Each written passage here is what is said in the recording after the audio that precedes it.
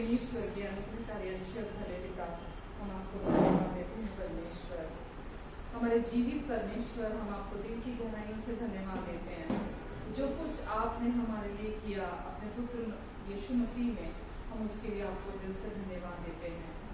आपने यीशु को हमारे लिए क्रूस पर जाने दिया और यीशु हमारे लिए जी उठे वापस, ताकि हम सब हमेशा के लिए माफ कर दिए जाएं, संपूर्ण बना दिए जाएं, धन्य बना दिए जाएं। प्रेमी पिता, हम आपके इस पूरा हुए कार्य के लिए आपको धन्यवाद देते हैं परमेश्वर, और आज के दिन की शुरुआत हम आपको धन्यवाद देते हुए करते हैं परमेश्वर, और हम आपको महिमा देते हैं पिता। आज इस समय जितने लोग यहाँ हैं पिता, और जो लोग आने वाले हैं, जो लोग हमें ऑनलाइन आगे सुनेंगे देखेंगे, परमेश्वर उन सबको भी आप ब्लेस करें परमेश्वर, इनको और इनके अपनों को आप आशीष दें, और जिनका उद्धार नहीं हुआ अपनी कृपा से आप हर एक का उद्धार कराएंगे।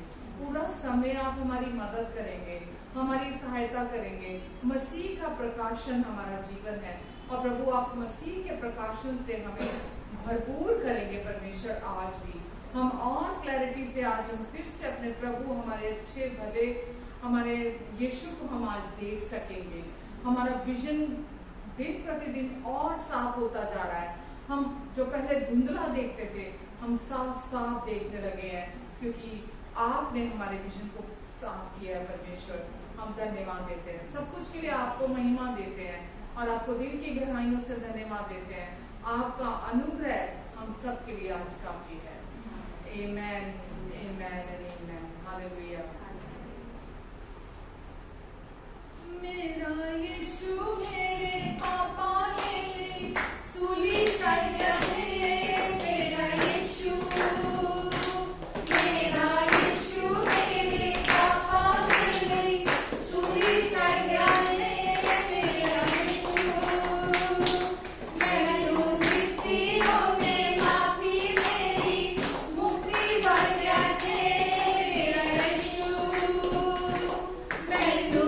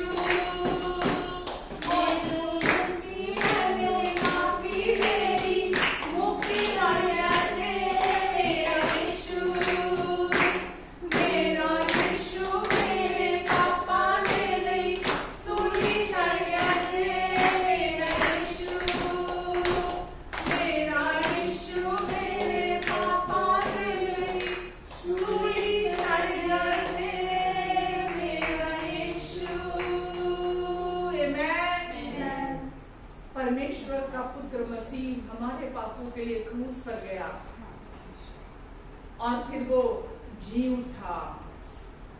जब हमारे सारे पाप माफ हो गए, धो दिए गए, साफ कर दिए गए, और हमें धर्मी घोषित कर दिया गया, वो जी उठा, वो जी उठा और आज भी जीवित है। हमारा भरोसा, हमारी आशा, हमारा विश्वास हमारा यीशु है। आमेन, हालेलुया। धन्यवाद देते हैं यीशु नाम को, धन्यवाद देते हैं प्रभु, धन्यवाद यीशु, हालेलुया। जिस नाम में है जिंदगी, वो नाम है यीशु मसीह। जिस नाम में है बंदगी, वो नाम है यीशु मसीह। यीशु नाम, यीशु नाम, यीशु नाम, यीशु नाम, यीशु नाम, यीशु नाम की जय। यीशु नाम, यीशु नाम, यीशु नाम, यीशु नाम, यीशु नाम, यीशु नाम की जय। जिस नाम में है जिंदगी, वो नाम है यीशु मसीह। जिस नाम में है बंदगी, वो नाम है यीशु मसीह। यीशु नाम, यीशु नाम, यीशु नाम, यीशु नाम, यीशु नाम, यीशु नाम की जय। यीशु नाम, यीशु नाम, यीशु नाम, यीशु नाम, यीशु नाम, यीशु नाम की जय। यीशु नाम में मिलती है क्षमा, यीशु नाम में मिलती है शिफा, यीशु नाम में मिलती है कृपा, यीशु नाम में करुणा महान। यीशु नाम, यीशु नाम, यीशु नाम, यीशु नाम, यीशु नाम, यीशु नाम, यीशु नाम, यीशु नाम, यीशु नाम, यीशु नाम की जय। यीशु नाम, यीशु नाम, यीशु नाम, यीशु नाम, यीशु नाम, यीशु नाम की जय। मीठा नाम, प्यारा नाम, मीठा नाम, प्यारा नाम, सच्चा नाम, ऊंचा नाम की जय। मीठा नाम, प्यारा नाम, मीठा नाम, प्यारा नाम, सच्चा नाम, ऊंचा नाम की जय। यीशु नाम, यीशु नाम, यीशु नाम, यीशु नाम, यीशु नाम, यीशु नाम की जय। यीशु नाम, यीशु नाम, यीशु नाम, यीशु नाम, यीशु नाम, यीशु नाम की जय। नाम यीशु, नाम यीशु, नाम यीशु, नाम यीशु, नाम यीशु, नाम यीशु की जय। यीशु नाम, यीशु नाम। आमेन। जिस नाम में है जिंदगी, सच्चाई केवल यीशु के नाम में है। जीवन और सच्चाई किसी दूसरे नाम में नहीं है। यीशु जीवन देते हैं, यीशु अपनी सच्चाई से हमें आजाद करते हैं। यीशु का नाम जिंदगी है, बंदगी है। यीशु के नाम से संपूर्ण पापों की माफी मिलती है। यीशु का नाम दया देता है, कृपा देता है। महान नाम हमें आजादी देता है, हमारी हर प्रार्थना को सुनता है, हमारी प्रार्थनाओं का उत्तर देता है। यीशु नाम से हमें अधिकार मिलता है स्वर्ग का, पृथ्वी का। हम धन्यवाद देते हैं परमेश्वर, हम धन्यवाद देते कि आपने हमें स्वर्ग का भी अधिकारी बनाया है और आपने हमें पृथ्वी का भी बनाया है। हम आपको धन्यवाद देते हैं, जो कुछ भी आपका है आपने हमें दे दिया है, हमें यीशु के साथ वारिस बना दिया आपने। हम दिल से आपको धन्यवाद देते हैं। अपने साथ क्रूज पर सबसे ऊंचे अपने साथ स्वर्गीय स्थानों में हमें बिठाने के लिए हम आपको धन्यवाद देते हैं परमेश्वर। इस समय भी हम आपके साथ बैठे हुए हैं, हम नई सृष्टि हैं, पुरानी सारी बातें बीत गई हमारे जीवन से, सब कुछ आपने नया कर दिया है। हम आपको धन्यवाद देते हैं यीशु, धन्यवाद देते हैं प्रभु हमारी जिंदगियों को संवारने के लिए, सुधारने के लिए, नया करने के लिए, बदल देने के लिए, रूपांतरित कर देने के लिए यीशु हम आपको दिल से धन्यवाद देते हैं। धन्यवाद यीशु, धन्यवाद देते हैं प्रभु। Hallelujah, hallelujah, hallelujah, hallelujah. धन्यवाद प्रभु। तेरा लहू बड़ा कीमती है यीशु, तेरा लहू बड़ा कीमती है, तेरा लहू बड़ा कीमती है यीशु, तेरा लहू बड़ा कीमती है, क्योंकि उस लहू में जो ताकत है, जिसे हम पाते हैं छुटकारा, क्योंकि उस लहू में जो ताकत है, जिसे हम पाते हैं छुटकारा, तेरा लहू बड़ा कीमती है यीशु, तेरा लहू बड़ा कीमती है, तेरा लहू बड़ा कीमती है यीशु, तेरा लहू बड़ा कीमती है।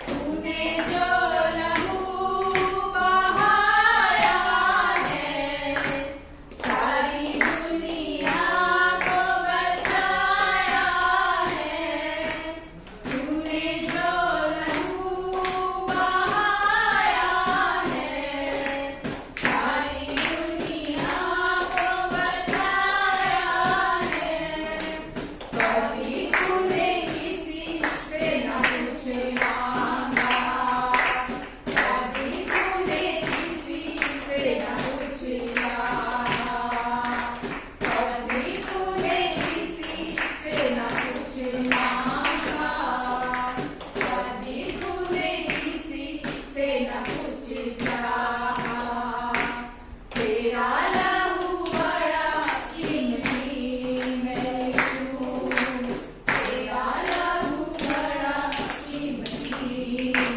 है, क्योंकि उस लहू में जो ताकत है, जिसे हम पाते हैं छुटकारा, क्योंकि उस लहू में जो ताकत है, जिसे हम पाते हैं छुटकारा, तेरा लहू बड़ा कीमती है यीशु, तेरा लहू बड़ा कीमती है, तेरा लहू बड़ा कीमती है यीशु, तेरा लहू बड़ा कीमती है।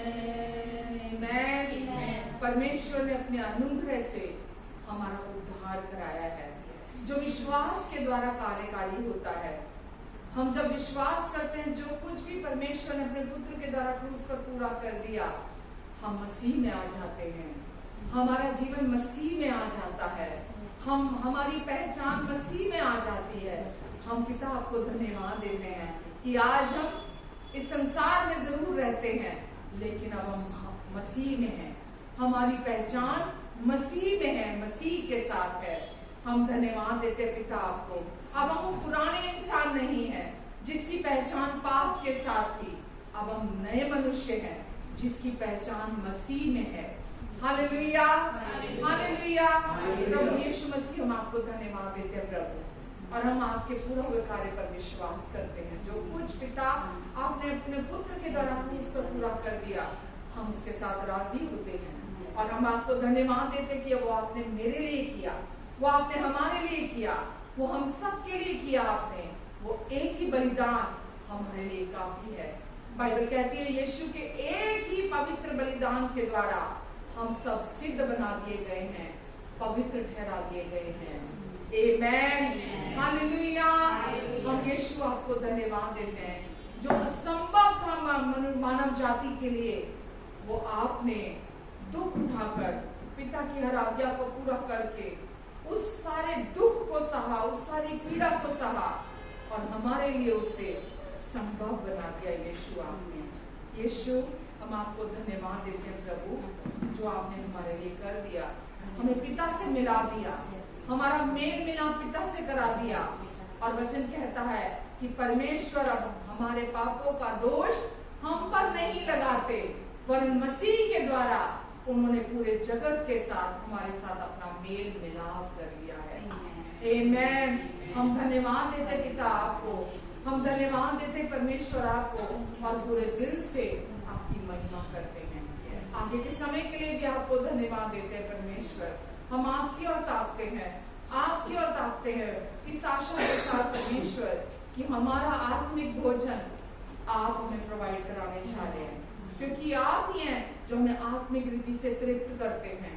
और आज भी आप हमें आत्मिक रीति से और ज्यादा हृष्ट पुष्ट करने जा रहे हैं, हमें और ज्यादा आप सिखाने जा रहे हैं। हमें हमारे मन की आंखें, हमारे समझ बुद्धि ज्ञान की आंखें खुल जाए, हमें अपने प्रकाश के आत्मा से आप भर दे परमेश्वर, ताकि परमेश्वर हम और गहराई से जान सके जो आपने मसीह के द्वारा हमारे लिए क्रूस पर पूरा कर दिया है। धन्यवाद परमेश्वर, धन्यवाद। आमेन, आमेन,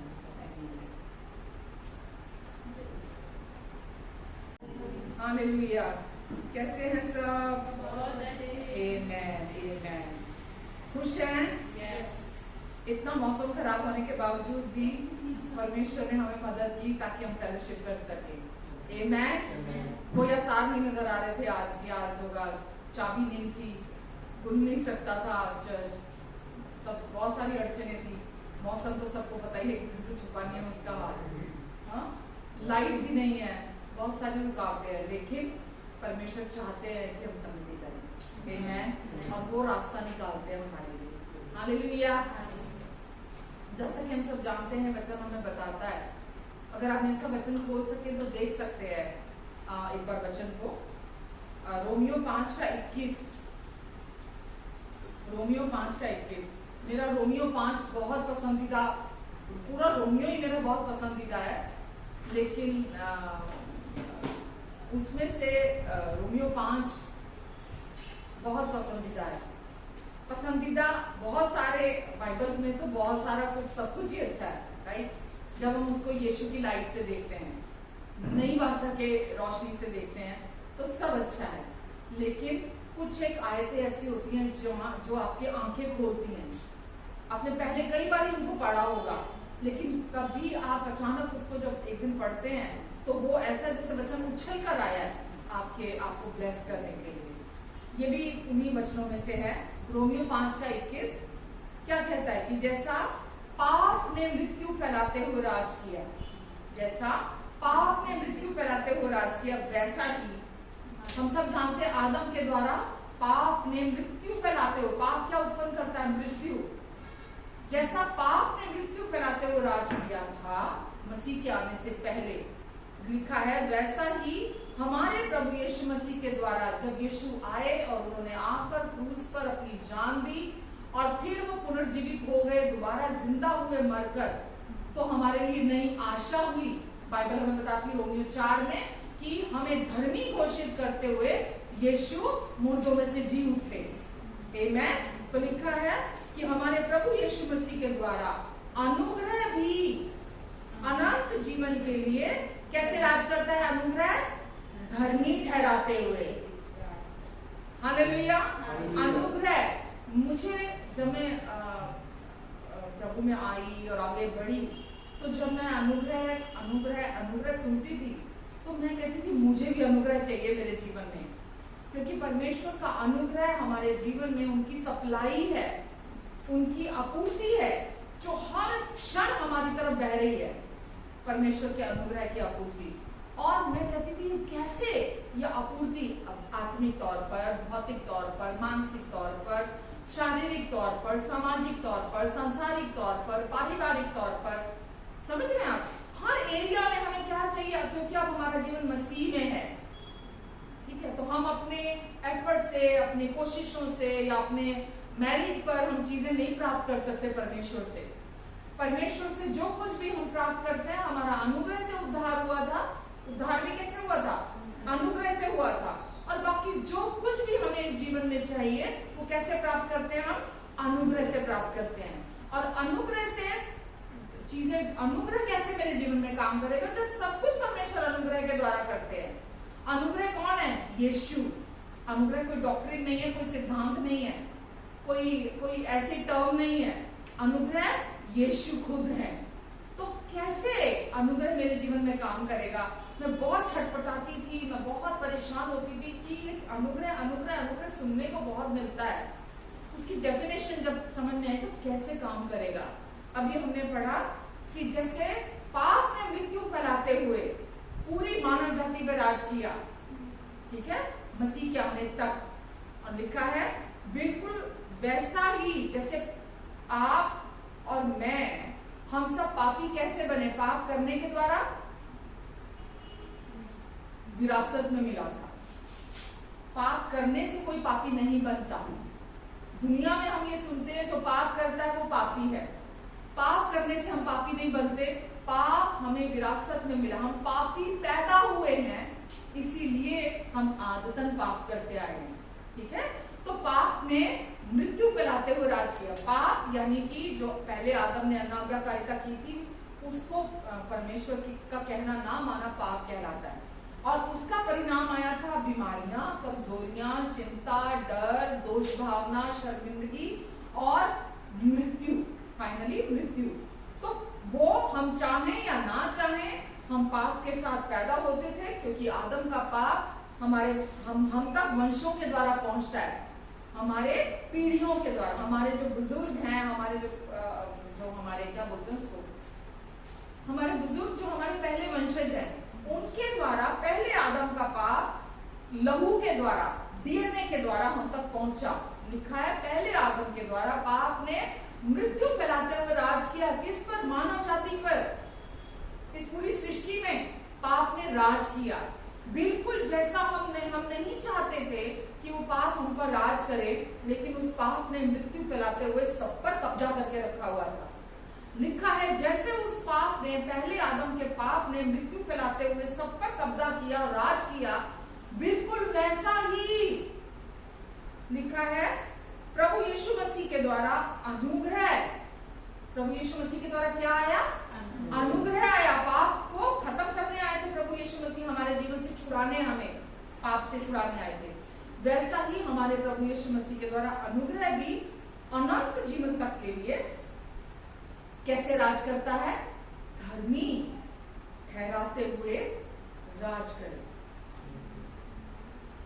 अब अनुग्रह अगर हम चाहते हैं हमारे जीवन में राज करे, कैसे राज करेगा पता है? जब आप विश्वास करेंगे, अब आप पापी नहीं है, पहले आदम से नहीं है, अब आप यीशु में है, मसीह में है अब आप, और अब आप पापी नहीं, अब आपकी नई पहचान है। और वो कौन सी है? धार्मिकता। अब आप धर्मी ठहरा दिए गए हैं, अब आप पापी नहीं है, अब आप वो पुराने मनुष्य नहीं है जो आदतन पाप किया करता था। यीशु ने आकर आपको पाप से, शैतान से, मृत्यु से छुड़ा लिया है हमेशा के लिए। ये आपको जानना है, समझना है, विश्वास करना है कि मैं पाप से छुड़ा लिया गया हूँ, मैं शैतान के चंगुल से छुड़ा लिया गया हूँ, और मैं मृत्यु से भी छुड़ा लिया गया हूँ। जब पाप नहीं तो मृत्यु भी नहीं। अगर आप खुद को पापी समझते रहेंगे, तो परिणाम क्या है?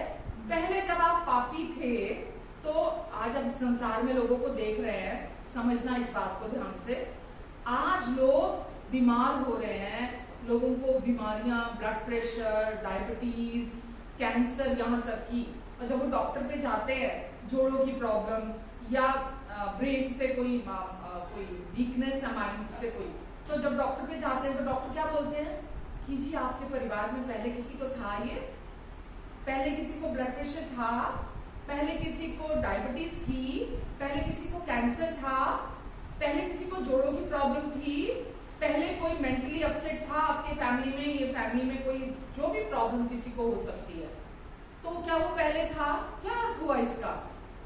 क्योंकि वो पहले आदम से हैं, जुड़े हुए हैं, इसीलिए पाप का फल बीमारी है। पाप का फल क्या है? पाप का फल बीमारी है, कमजोरी है, और फिर फाइनली मृत्यु है। पाप का फल डर है, चिंता है, दोष है, शर्मिंदगी है, और फाइनली मृत्यु है। पर अब ये मेरा और आपका पार्ट है, हमको ये विश्वास करना है कि अब मैं पहले आदम से नहीं हूं, पहले आदम से नहीं हूं, मेरा डीएनए चेंज हो गया है। अभी मेरा वो जो लहू से जो कनेक्टेड था, मैं पहले आदम के द्वारा अपने वंशों से, अपने बुजुर्गों से, अपनी पहली पीढ़ियों से, अब वो कट गया है। अब मेरा डीएनए नया हो गया है। अब मेरा जीवन, जिस क्षण हम विश्वास करते हैं मसीह के पूरा हुए कार्य पर, उसी क्षण आपका डीएनए पहले आदम से कट जाता है। जो आप उसके ये सब आत्मिक तौर पर, अलौकिक तौर पर परमेश्वर का कार्य है। ये आपकी और मेरे कोशिशें नहीं है, ये परमेश्वर ने स्पिरिचुअली किया है, अलौकिक रीति से किया है। यही विश्वास हमारे जीवन को रूपांतरित कर देता है, बदल देता है। हमें पहले आदम से मसीह में लाकर रख दिया जाता है। आमेन। अब आप पहले आदम से बिलोंग नहीं करते, अब आप मसीह में हैं और परमेश्वर से संबंधित हैं।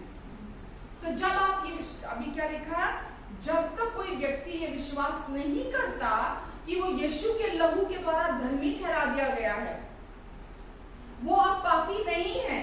देखिए, हमारा जो बाहरी बिहेवियर है, हमारा जो शारीरिक बर्ताव है, मैंने पिछले सप्ताह भी शायद ये शेयर किया था, हम अभी भी शरीर में रहते हैं।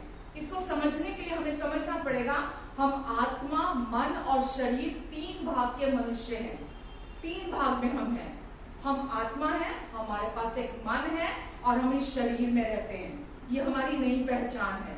हम आत्मा में कौन है? धर्मी बना दिए गए, यानी कि अब हम पापी नहीं रहे। वो पहला आदम से जो पाप विरासत में मिलता था, अब हम पापी मनुष्य नहीं रहे। अब हमारी आत्मा में नई पहचान है, और वो कौन सी है? धर्मी है। हम पापी नहीं है, धर्मी मतलब परमेश्वर जब हमें देखते हैं तो हमें परमेश्वर की दृष्टि में वो हमें, क्योंकि हमने यीशु पर विश्वास किया है, तो परमेश्वर पाप मुक्त देखते हैं, हमें पापी नहीं देखते हैं। ये हमारी नई पहचान है। तो लेकिन क्योंकि अभी ये जो हम इस संसार में रहते हैं, हम इस शरीर में रहते हैं, हमारे शरीर के द्वारा अभी भी हम ये नहीं कह सकते कि हमारे शरीर में पाप नहीं है। ठीक है, हमारी आत्मा में हम एकदम प्योर हैं, बिल्कुल परमेश्वर के जैसे, परमेश्वर के जैसे सिद्ध हैं, परमेश्वर के जैसे धर्मी हैं, और परमेश्वर के जैसे पवित्र हैं हम अपनी आत्मा में। और यही हमारी आज सच्ची पहचान है। आप समझ रहे हैं? हमारी सच्ची पहचान वो नहीं जो हम शरीर में हैं। हमारी सच्ची पहचान वो नहीं जो हम शरीर में करते हैं। हमारी सच्ची पहचान वो है जो हम आत्मा में हैं। तो मसीह जीवन की शुरुआत इसी से होती है कि हमें ये विश्वास करना है कि यीशु मेरे लिए मारे गए और यीशु मेरे लिए जी उठे, मुझे धर्मी घोषित करते हुए। क्योंकि जो पहले आदम से पाप विरासत में पूरी मानव जाति में आया था, यीशु उसी पाप का हर्जाना, उसी पाप का भुगतान, उसी पाप की कीमत बनकर आए थे जो पहले आदम से आया था। और यीशु ने आकर उस पाप को जो generation to generation pass on होता जाता था, यीशु आए थे कि जो कोई विश्वास करेगा वो उससे हट जाएगा, वो उससे निकल जाएगा बाहर। अब वो उसके जीवन में रन नहीं करेगा, वो पाप उसको अफेक्ट नहीं करेगा। ये किस पर डिपेंड करता है? अभी यीशु का पार्ट यीशु ने 100% पूरा कर दिया है। अगर आज आप और मैं हम चाहते हैं कि अनुग्रह हमारे जीवन में राज करे, ये मैं नहीं कह रही हूं, ये वचन कह रहा है कि जैसा पहले आदम के द्वारा पाप ने मृत्यु फैलाते हुए इस जगत में राज किया, वैसे ही अनुग्रह भी एक आदम यानी हमारे प्रभु यीशु मसीह के द्वारा अनंत जीवन के लिए धर्मी ठहराते हुए पहले धर्मी ठहराया ताकि अनुग्रह राज करे। आमेन। पहले हमें धर्मी ठहराया प्रभु यीशु मसीह ने ताकि अनुग्रह हमारे जीवन में राज करे। तो अगर आज आप अभी भी अपने बाहरी कंडक्ट को, बाहरी कार्यों को, बाहरी बर्ताव को, बाहरी व्यवहार को, बाहरी शारीरिक चीजों को अभी भी आप फोकस कर रहे हैं, आप देख रहे हैं मुझ में अभी भी ये कमी है, मैं अभी भी अच्छा इंसान नहीं हूं, मैं अभी भी पापी इंसान हूं, तो क्या उत्पन्न करेंगे आप? पाप का फल क्या है?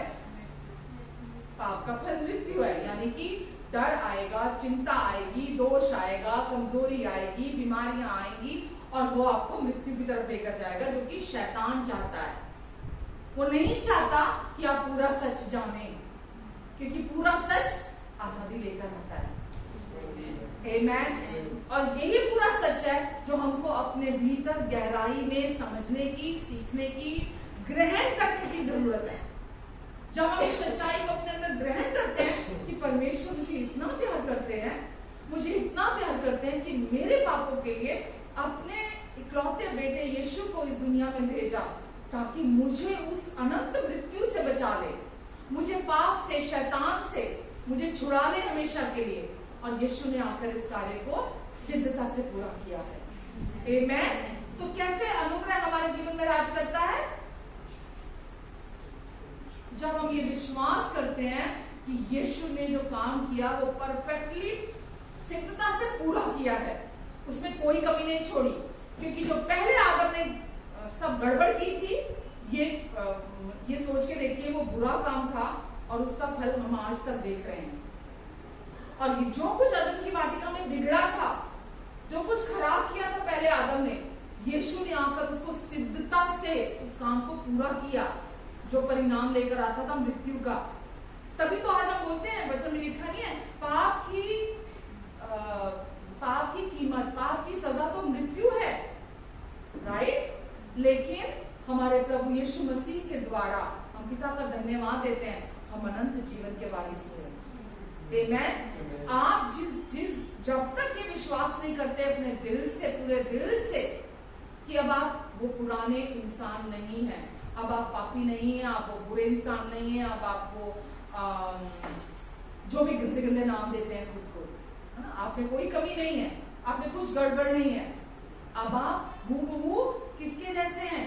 वचन में लिखा है ना, जैसा वो है इस समय स्वर्ग में, वैसा ही इस समय धरती पर। पहला यूहन्ना 4:17 में लिखा है कि जैसा वो है इस समय स्वर्ग में, वैसा ही इस समय धरती पर मैं भी हूं। कहा? शरीर में, आत्मा में। और मनुष्य जैसा अपने मन में सोचता है, नीति वचन में लिखा है, वो वैसा ही है। अगर आज आप अपने आप को पापी समझते रहेंगे तो अपने जीवन में आप किसको मुझे कहने की जरूरत नहीं है कि किसका फल उत्पन्न करेंगे, लेकिन अगर आप विश्वास करेंगे, केवल विश्वास, अगर आप देखते हैं रोमियो 5:17 क्या लिखा है? 5:21 किसी पढ़ा नहीं,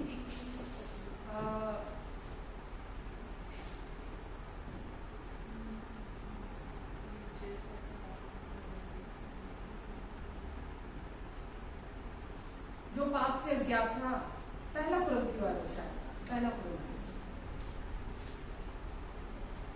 दूसरा कुरिन्थियों 5:21, दूसरा कुरिन्थियों 5:21 कि यीशु ही क्यों लिखा है, जो पाप से अज्ञात था उससे ही परमेश्वर ने हमारे लिए पाप ठहराया पाप ठहराया ताकि उसमें होकर हम परमेश्वर की धार्मिकता बन जाएं। यीशु जो बिना पाप के थे, पाप से अज्ञात थे, पाप को जानते नहीं थे, पाप क्या है नहीं जानते थे, उन्होंने कभी पाप नहीं किया था, वो हमारे लिए पाप बलि बने, दोष बलि बने। हमारे लिए यीशु ने अपनी जान दी ताकि हमें पिता से मिला दे। हमारा सारा पाप, सारा दोष, सारा दंड, सारा न्याय पिता ने अपने पुत्र की देह पर चुका दिया ताकि हम परमेश्वर की निज संतान बन जाएं, हम उनके अनंत पुत्र और पुत्रियां बन जाएं। आमेन। अब आप कौन है मालूम? उनके अनंत पुत्र और पुत्रियां। हालेलुया। और आप धर्मी संतान हैं। जब आप अपना फोकस, अपना सारा ध्यान इस सच्चाई पर रखेंगे, मेरे प्रियो याद रखना, अनुग्रह, अगर मैं इसको संसारी भाषा में बोलूं ना, जिस जगह भी आप रहते हैं ना, आपके घर के खिड़कियों से, आपके घर के दरवाजों से, चौक, वो जो दरारें होती है ना, वहां से कूद कूद के आपके पीछे आएगा। जैसे पाप मृत्यु लेकर आता था, लोग चाहते नहीं थे मरना, पर वो आती थी। ऐसे ही अनुग्रह, जहां धार्मिकता होगी, अनुग्रह वहां पहुंचेगा। अनुग्रह वहां पहुंचेगा। आपको कुछ भी संसार में चाहिए, कुछ भी चाहिए, अनुग्रह वो सप्लाई है जो धार्मिकता के पीछे आता है। समझ रहे आप? तो क्यों चिंता करें हम, क्यों डरे हम, क्यों सोचे हम, क्यों अपनी एनर्जी बेकार की चीजों में खराब करें? किस पे लगाएंगे अपनी एनर्जी? अपनी नई पहचान पर, धार्मिकता पर, क्योंकि धार्मिकता के द्वारा ही अनुग्रह राज करेगा। अब आप लाख प्रार्थना करते रहें, अगर आपकी प्रार्थना धार्मिकता पे फोकस नहीं है, अपनी नई पहचान पर फोकस नहीं है, यीशु ने क्रूस पर पूरा कर दिया, ये जो परमेश्वर का अनुग्रह और जो धार्मिकता है, अगर ये दो चीजों को आप नहीं समझते, आप कितनी भी प्रार्थना करते रहें, उसका इतना सा ही फल। और जब आप ये विश्वास करते हैं कि अब आप पापी नहीं धर्मी हैं, हर क्षण आपका फोकस धार्मिकता, यीशु के पूरा हुए कार्य पर होना चाहिए।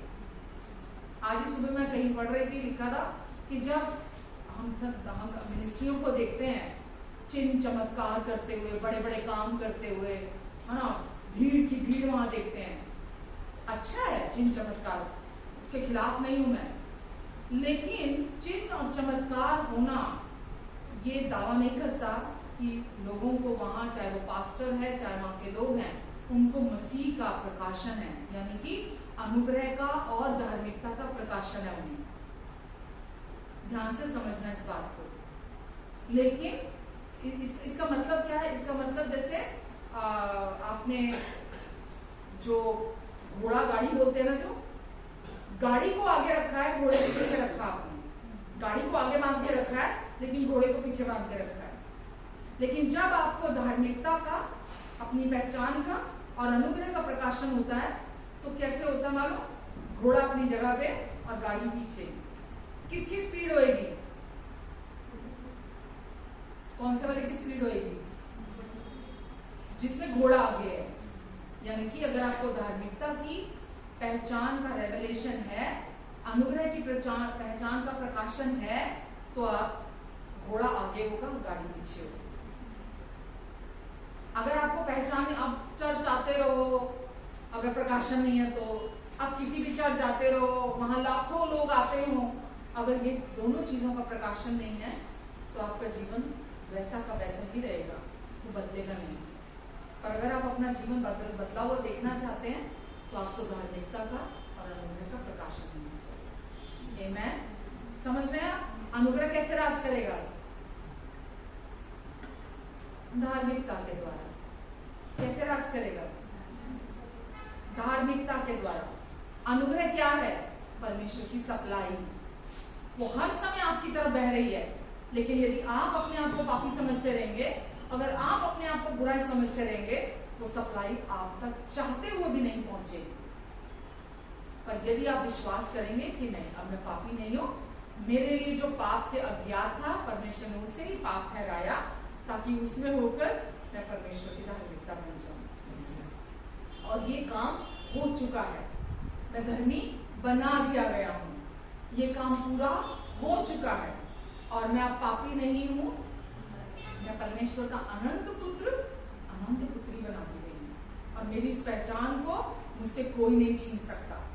रोमियो 8 में लिखा है, ना तो स्वर्गदूत, ना प्रधानताएं, ना ऊंचाई, ना गहराई, ना कोई सृष्टि, कोई भी कुछ भी मुझे परमेश्वर के प्यार से, इस रिश्ते से अब अलग नहीं कर सकती। कब? जब आपको अनुग्रह का प्रकाशन होगा और अपनी धार्मिकता की पहचान का प्रकाशन होगा।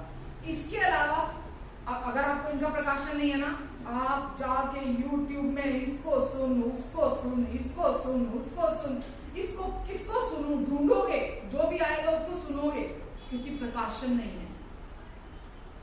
जब आपको प्रकाशन आ जाएगा, आप भागना बंद कर दोगे, भटकना बंद कर दोगे। आपका जीवन आशीषों से भरपूर होगा। लोग आपसे जलन रखेंगे कि इसको क्या मिल गया है। इतना सिंपल कर दिया परमेश्वर ने। सारा जो मेहनत का काम था वो यीशु ने किया, जो सफरिंग थी, जो दुख उठाया वो यीशु ने उठाया, ताकि हम शांति और विश्राम का जीवन जी सकें। हम यीशु की ओर देखते हुए चले, जो यीशु ने मेरे लिए कर दिया है, हम उसकी ओर देखते हुए चले, ताकि हम शांति में रहें, विश्राम में रहें और निरंतर हम अपने जीवन में अनुग्रह को रिसीव करते रहें। आमेन, हालेलुया। तो सीखा कुछ, अनुग्रह कैसे राज करता है, कैसे राज करता है? धार्मिकता के द्वारा। धार्मिकता क्या है? मेरी नई पहचान, मेरी न्यू आइडेंटिटी। पहले मेरी आइडेंटिटी पापी थी, पाप के साथ मेरी पहचान थी।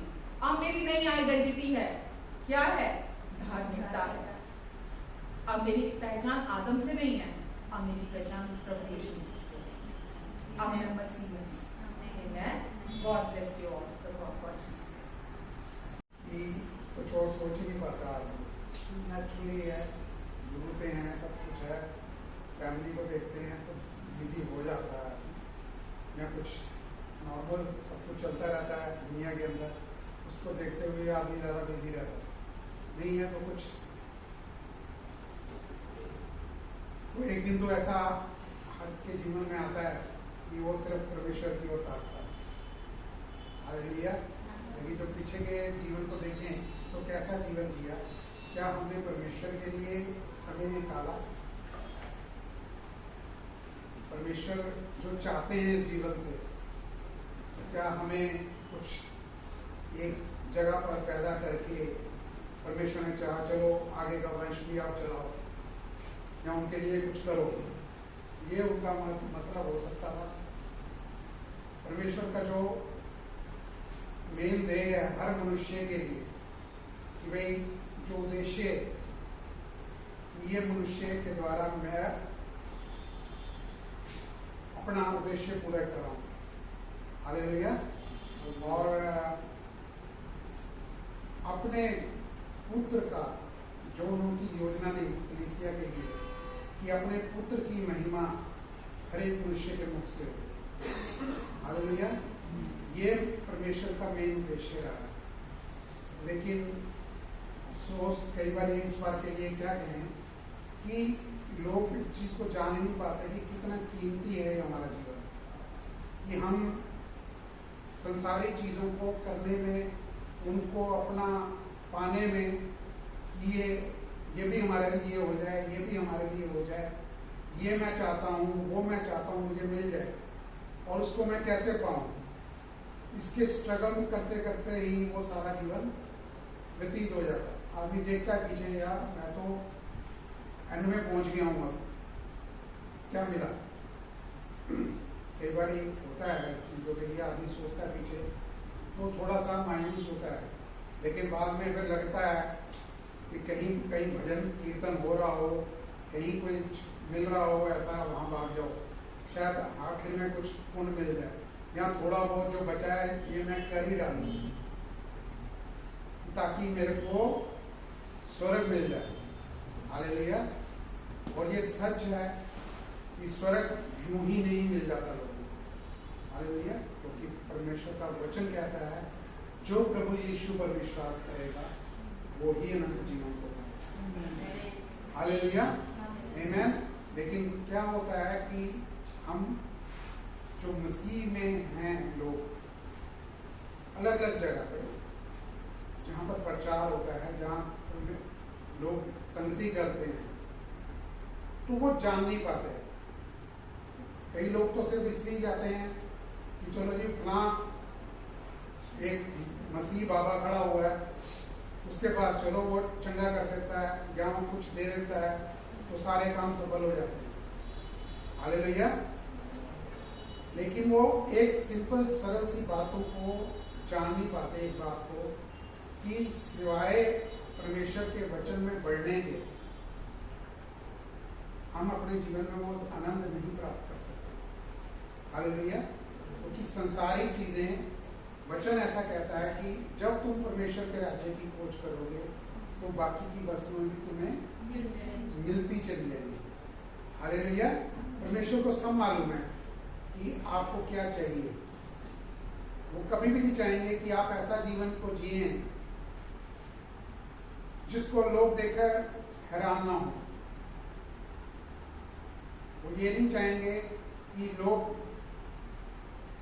मेरी प्रजा ऐसा जीवन जिए ताकि लोग कभी ये जानना ही नहीं चाहें कि ये कौन है, ये किस पर विश्वास करते हैं, इनका परमेश्वर, उनके हिसाब से कि इनका परमेश्वर कैसा है। जब आपका जीवन अच्छा होगा, जब आपका भी जीवन आनंदित हमेशा के लिए पूरी जीवन भर जो इस शरीर में है आपका जीवन आनंदित होगा, तो वो उनको भी जानना चाहेंगे, उसको भी चखना चाहेंगे। हालेलुया। कि वो भी चाहेंगे कि हमारे पास भी ऐसा जीवन है। तो ये बहुत जरूरी था ये वचन। अब समय कितना है ये मैं कह नहीं पाऊंगा अभी कि, तो इसको बहुत गहराई से, बहुत ध्यान से सुनने की जरूरत होती है। हम कई बार ये सोचते हैं कि संडे को चर्च आना, ठीक है, आदमी 40 साल 50 साल से चर्च आ रहा है, उसमें कोई दो राय नहीं। उस हिसाब से हो सकता है वो काफी बातों को जानता भी हो, लेकिन जो मेन मुख्य बात है कि वो उसमें बढ़ रहा है कि नहीं बढ़ रहा, परमेश्वर को और जान पा रहा है कि नहीं जान पा रहा है गहराई से। और उसके लिए हम हर विश्वासी को एक अनुग्रह का सुसमाचार जो प्रचार किया जाता है उसको समझने की जरूरत है। उसके बाद जो प्रचार किया जाता है, बताया जाता है परमेश्वर के बारे में कि प्रभु यीशु कौन है, उनका प्रेम आपके प्रति क्या है, वो कैसा आपसे प्रेम करते हैं और उन्होंने आपके लिए क्या क्या किया और आपने क्या करना है उस अपने इस जीवन से। तो उसमें कैसे बढ़ना है कि मैं कैसे लोगों के पास जाऊं। जब लोग खुद ही नहीं जानते होंगे परमेश्वर के वचन के बारे में गहराई से, तो दुनिया में तो बहुत इतने अक्लमंद लोग हैं जिन्होंने जानबूझकर बाइबल को पढ़ा है ताकि वो मसीह को लेकर खड़ा करके किसी मसीह को उनको झूठा ठहराए, प्रभु यीशु के बारे में झूठा ठहराया जाए। ऐसा हो रहा है बहुत सी जगहों पर। हालेलुया। लेकिन इसलिए आपका बढ़ना जरूरी है परमेश्वर के वचन में, ताकि आपके मन के अंदर जो सवाल हो, जो नित्य प्रतिदिन आपके आने वाले जीवन में वो होगा, क्योंकि जैसे जैसे आप आगे बढ़ेंगे जीवन आपका बढ़ेगा, परिवार बढ़ेगा, परिवार की जरूरतें बढ़ेगी, उसके बाद अपने मन की जो आपकी स्थिति होगी उसको लेकर या आपके शरीर की जो स्थिति होगी उसको लेकर आपको बढ़ना बहुत जरूरी है। नहीं तो दुष्ट का एक छोटा सा भी मतलब विचार जो है आपके इस जीवन को बिखरा सकता है। हालेलुया। वो परमेश्वर के वचन से आपको दूर लेकर जा सकता है, वो आपका चर्च आना छुड़वा सकता है। जो उसकी मेन उसका उद्देश्य यही है कि आप, उसको कोई फर्क नहीं पड़ता कि जहां पर झाड़ फूंक हो रही है मसीह प्रचारों में, मैं उसे झाड़ फूंक बोलूंगा, हालेलुया।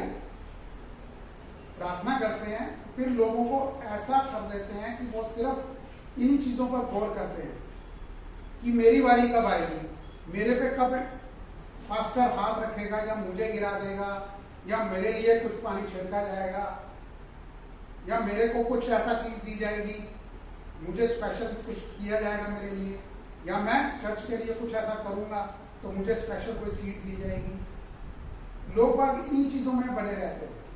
हालेलुया। जबकि असलियत में ना तो उस बंदे को जो वहां पर कलीसिया को चला रहा है, ना तो उसे पता है कि मैंने आगे कैसे इनको चलाना है। क्योंकि एक बार तो जमीन में तो चंगा हो गया, वो आना परमेश्वर के वचन को सुनने के लिए आने के लिए तत्पर है, लेकिन वो भी नहीं जानता कि परमेश्वर का वचन उनके लिए क्या कहता है, उनको कैसा जीवन जीना है। वो सब व्यर्थ हो जाएगा। हालेलुया। तो ये चीजें बहुत, क्योंकि हमें भी जाने हुए बहुत समय हो गया।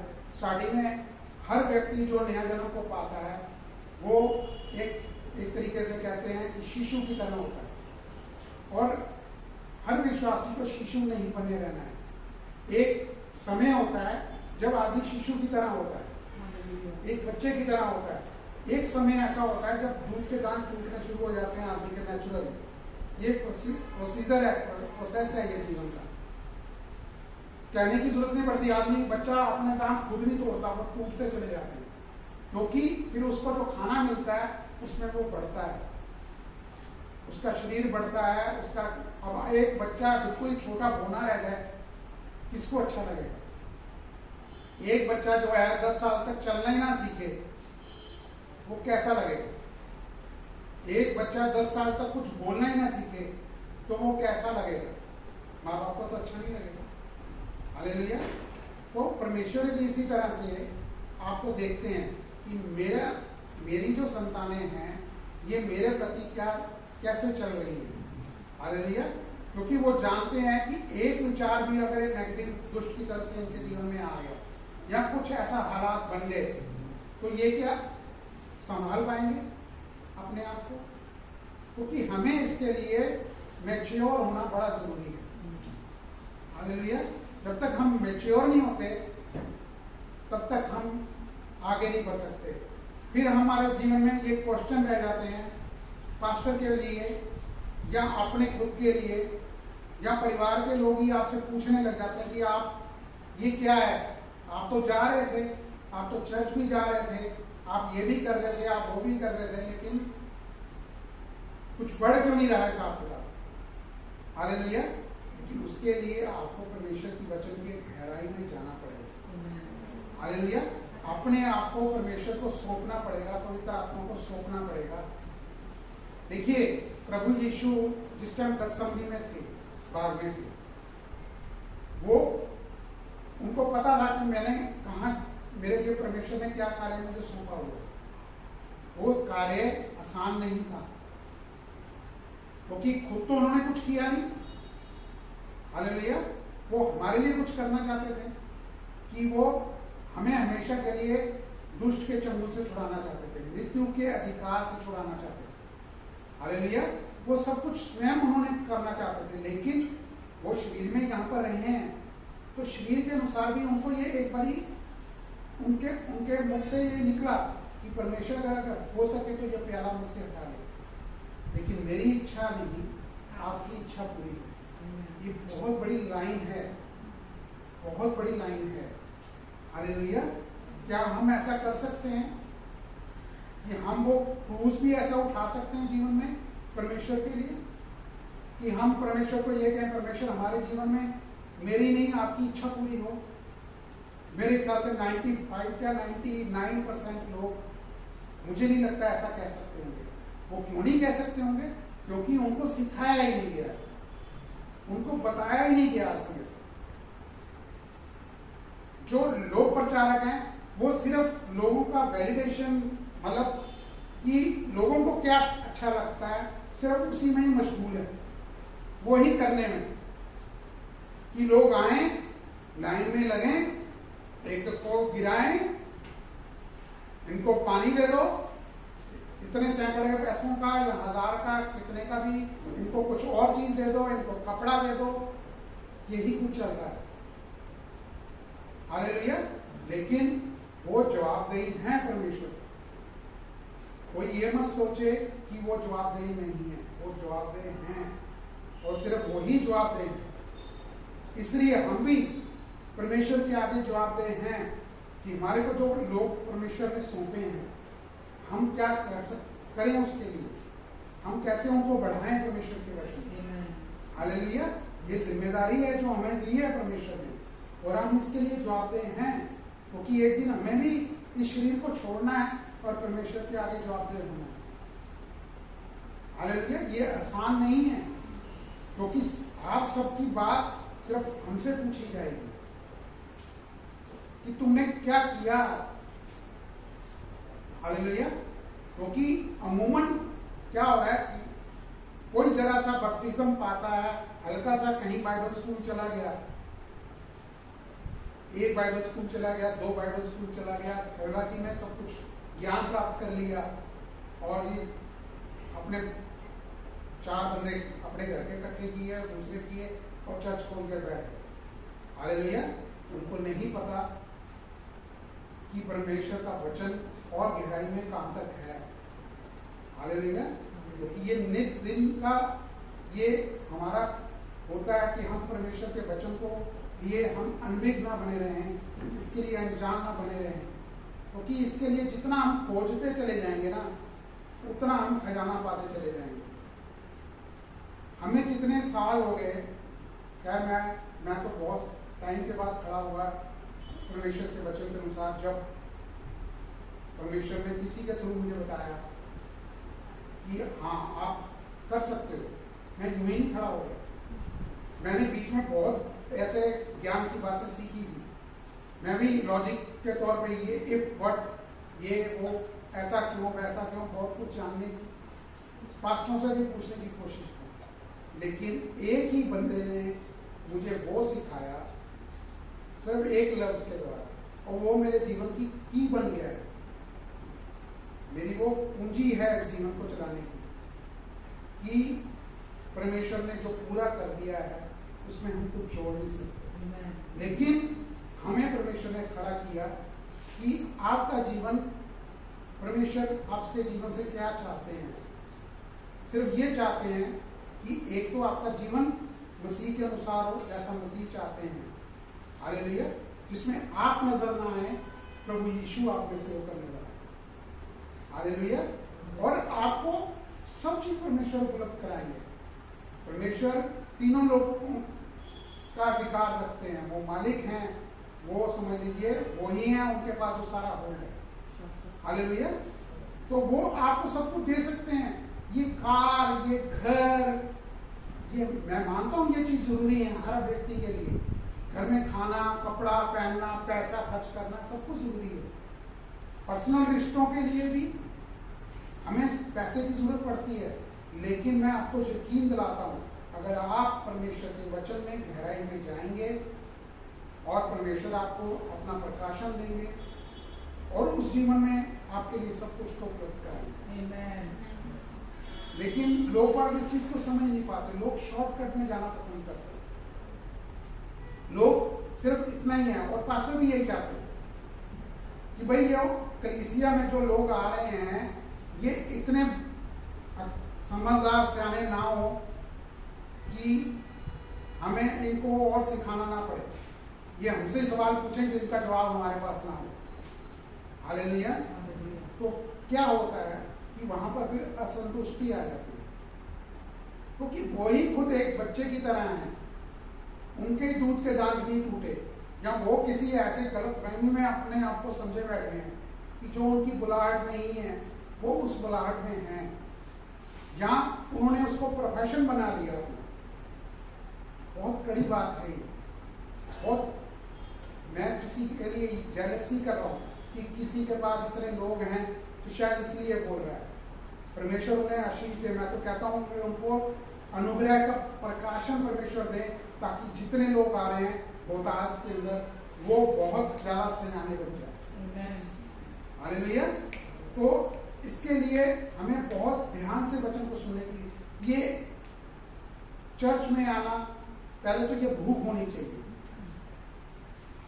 कि मैं चर्च गया, इस चीज का ये नहीं कि मैं नहीं गया तो ये कुछ ना हो जाए, ये चीज नहीं होनी चाहिए। ये होना चाहिए कि परमेश्वर के लिए भूख होनी चाहिए, उनके वचन के लिए भूख होनी चाहिए, तो चर्च में आने का फायदा है। नहीं तो चर्च में आने का कोई फायदा नहीं, कुछ नहीं प्राप्त होगा जब आपका मन ही नहीं होगा इसको सुनाने में, कि क्योंकि आप अभी को तो सुन चुके हैं, वो रिपीट आप कहते हैं भाई क्या, ठीक है हम आए हैं चर्च, परमेश्वर जानते हैं हम चर्च में हाजिरी लगा दी है। ऐसा नहीं है, आपको सीखना है, आपको सुनना है। जितना आप सुनते जाएंगे, सुनेंगे सुनेंगे सुनेंगे, परमेश्वर आपको हालेलुया।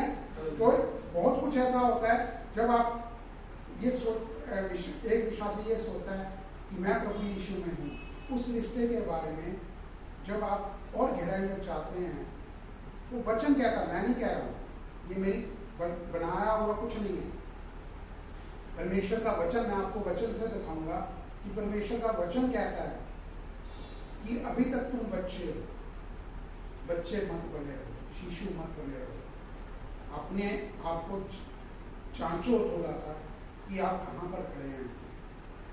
हालेलुया। उसके लिए आपको दोष लगाने की जरूरत नहीं है।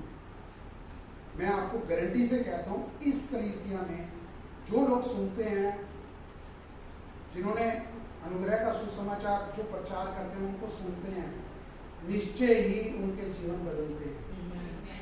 हालेलुया। नहीं तो कुछ समय बाद, क्योंकि आपको वचन ही नहीं मिलता। मैंने नहीं देखा कि जिनकी बड़ी बड़ी कलीसियां हैं वो परमेश्वर का वचन दे रहे हैं अनुग्रह का। जब भी उनकी आप कोई साइट खोलोगे, यहाँ तो वो पानी छिड़क रहे होंगे, यहाँ वो ऐसा कुछ हाथ लगा रहे होंगे, नहीं तो कुछ भी हो सकता है। क्या उनकी प्लानिंग होती है मुझे नहीं मालूम, मैं किसी के लिए कुछ नहीं कह रहा, लेकिन परमेश्वर का वचन जरूरी है, अनुग्रह का सुसमाचार सुनाना जरूरी है, जीसस के लिए बताना बहुत जरूरी है। अगर जीसस को नहीं बताया गया, उनके बारे में, उनके प्रचार में बात नहीं है, रोजमर्रा की जीवन की बातें हैं या लेने देने की बातें हैं, खाली यही है, तो सब कुछ गलत है। ना तो असलियत में ना पास्टर का जीवन अच्छा होगा पर्सनैलिटी, ना लोगों का जीवन अच्छा होगा। हालेलुया। उनका आपस के जो आपस में परिवार का रिलेशन होता है या सामाजिक जो बातें होती हैं, उनमें वो सक्सेस नहीं होते जो होना चाहिए। हालेलुया। जो परमेश्वर चाहते हैं कि आपका जीवन का जो प्रकाशन, जो सीक्रेट, वो लोग जानना चाहें कि क्या है। हालेलुया।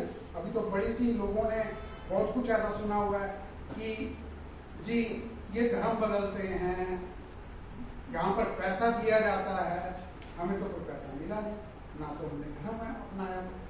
यहाँ इस कलीसिया के अंदर कोई किसी को हमने बोला हो कि ये आपने धर्म अपनाना है या अपने आप नाम चेंज कर दो अपना। हालेलुया। क्रिश्चियन एक वर्ड जो है ना, ये आसान नहीं है होना। मसीह की तरह होना ये सबसे मुश्किल बात है, और बिना पवित्र आत्मा के आप आगे नहीं हो बन सकते, क्रिश्चियन नहीं बन सकते।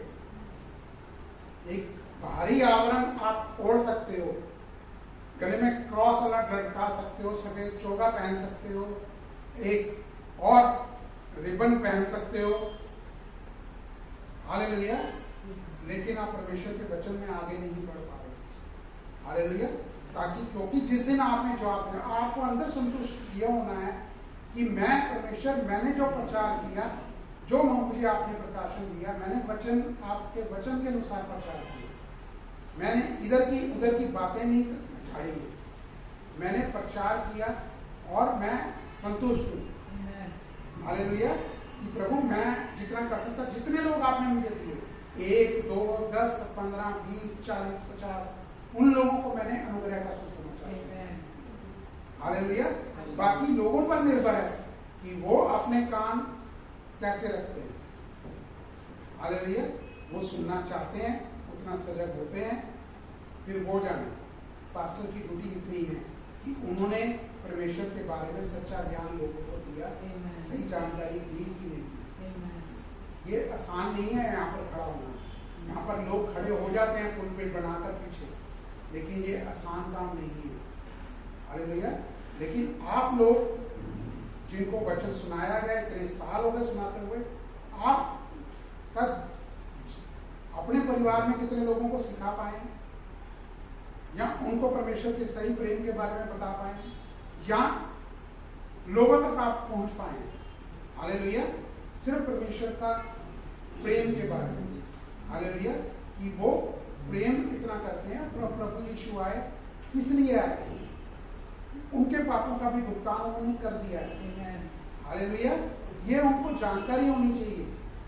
उसके बाद वो जाने और परमेश्वर जाने। हालेलुया। तो ये चीज हमें जाननी बहुत जरूरी है। आमीन।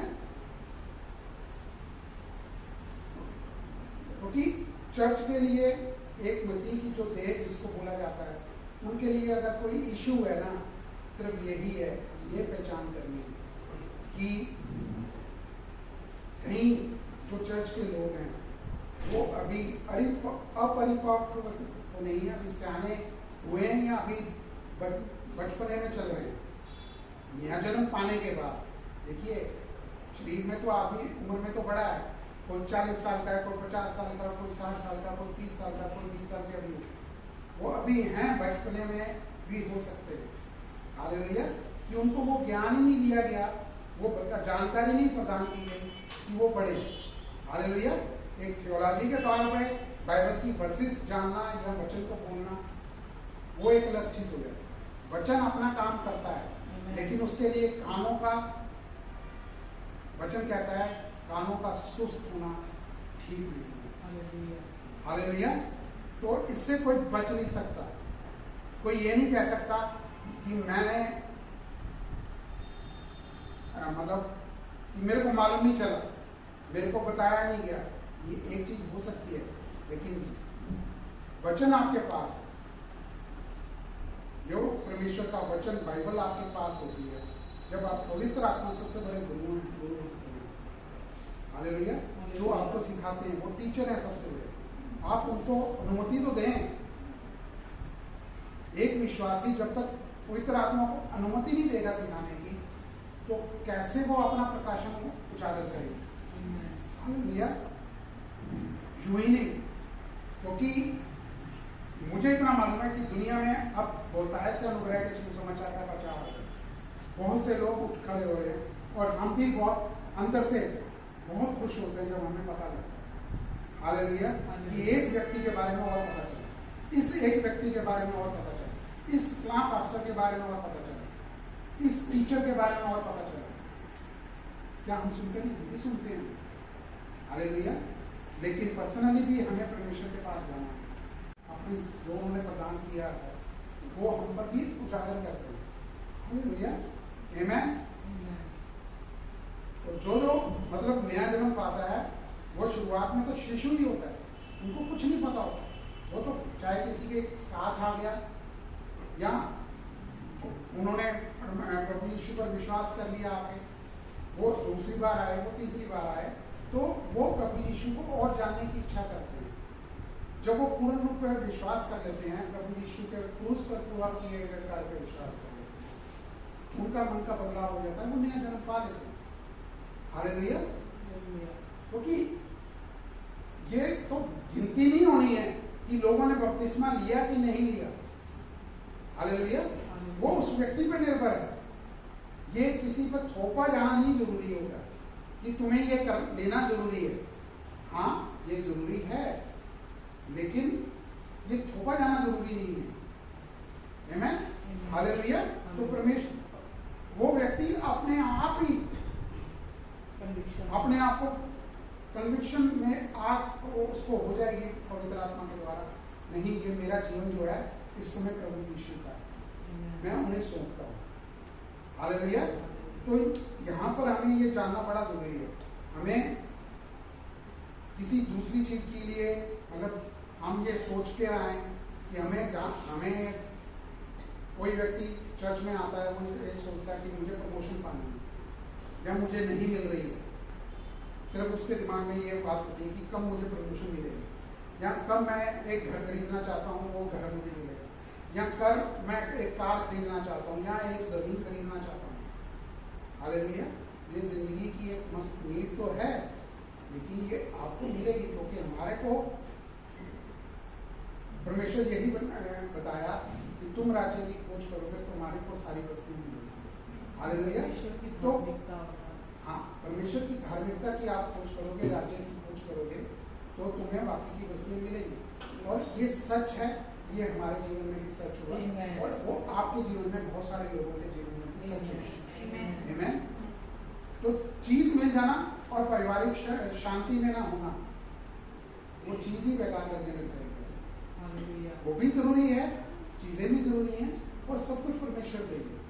और ये शांति जो है, आपस का रिलेशनशिप जो आपका पति का पत्नी के साथ, बाप का बेटे के साथ, या बाप का बेटी के साथ, बच्चों का माँ बाप के साथ, भाइयों का भाई के साथ, भाई का बहन के साथ, जो रिलेशन होता है उसमें बीच में प्रभु यीशु होने बहुत जरूरी है।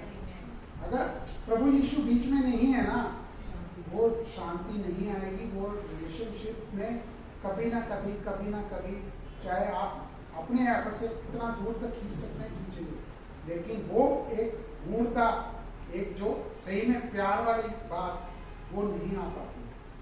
क्योंकि जब आप प्रभु यीशु के कि उन्होंने आपसे क्या प्रेम, जैसा प्रेम किया, आप दूसरों को वैसा प्रेम करेंगे, तो वो रिश्ता बना रहेगा। चाहे हो सकता है वो दूसरा आदमी आपसे नाराज बैठा हो, लेकिन एक दिन ऐसा आएगा कि वो व्यक्ति कायर हो जाएगा इस चीज का कि मैंने तो इसके साथ इतना बुरा किया, लेकिन ये बड़े। हालेलुया। आमीन।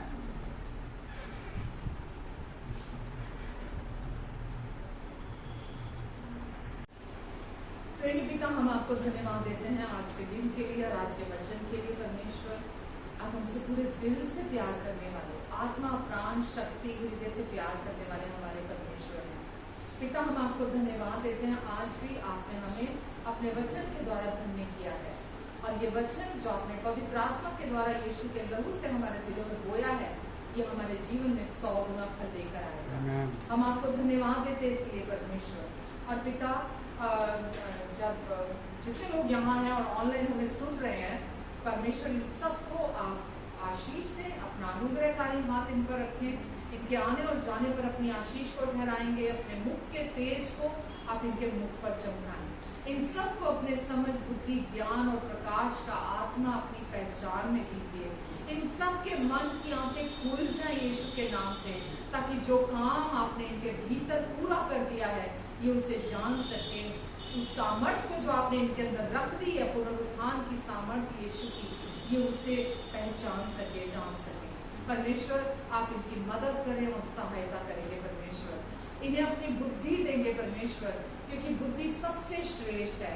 आप इनकी मदद करें और सहायता करें। जवानों को भी आप अपनी बुद्धि से ब्लेस करें परमेश्वर, ताकि जब इस संसार में वो आते और जाते हैं परमेश्वर, की आपकी बुद्धि के चलाए से चले, और परमेश्वर आप हर लोभ और लालच से इन्हें बचा कर रखेंगे। धन्यवाद देती हूँ यीशु इनकी सारी जरूरतों को, क्योंकि आप अपने अनुग्रह के उस धन से जो मसीह यीशु में है, अपनी महिमा से आप पूरा करेंगे, और आपके अनुग्रह से इनके पास हर समय सब कुछ की बहुतायत रहेगी, यहाँ तक कि भलाई करने के लिए भी इनके पास हमेशा मौका रहेगा। आपका अनुग्रह, आपकी शांति इन सब के जीवन में मल्टीप्लाई होते चले जाए। प्रभु, आपने कहा मैं तुझे आशीष दूंगा और मैं तुझे बढ़ाऊंगा। प्रभु, आपकी ब्लेसिंग और आपकी प्रॉमिसेस इनके जीवन में यीशु के नाम से पूरी हो जाए। धन्यवाद परमेश्वर, धन्यवाद देती हूँ। दुष्ट की हर युक्ति, हर चाल से आप इनकी रक्षा करेंगे। अपने लहू के नीचे, अपने पंखों के आड़ के नीचे, पैरों के नीचे आप इन्हें और इनके अपनों को छिपा कर रखेंगे। धन्यवाद। आमेन।